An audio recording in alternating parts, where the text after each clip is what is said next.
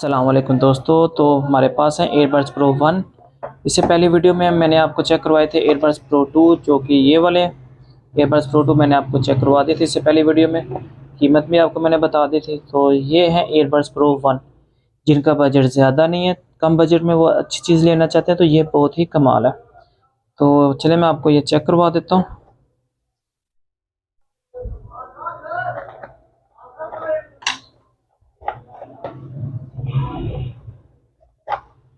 जी, तो ये रहे हमारे एयरबड्स प्रो 1। ये देखें, ये चेक करें।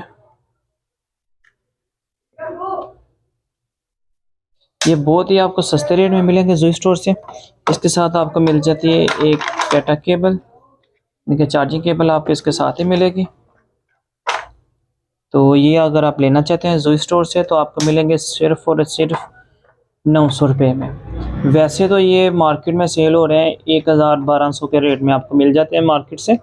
वो भी अगर कोई कम रेट में दे तो वैसे तो 1500 के मिलेंगे। तो ये आपको जोई स्टोर से मिलेंगे सिर्फ और सिर्फ 900 रुपये में।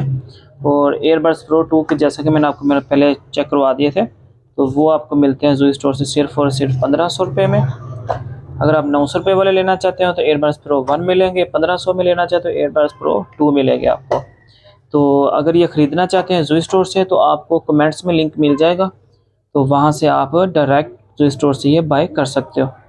तो इसके अलावा अगर आप जोई स्टोर विज़िट करना चाहते हो तो इजीली आप जोई स्टोर भी विज़िट कर सकते हो इनकी चीज़ों के लिए।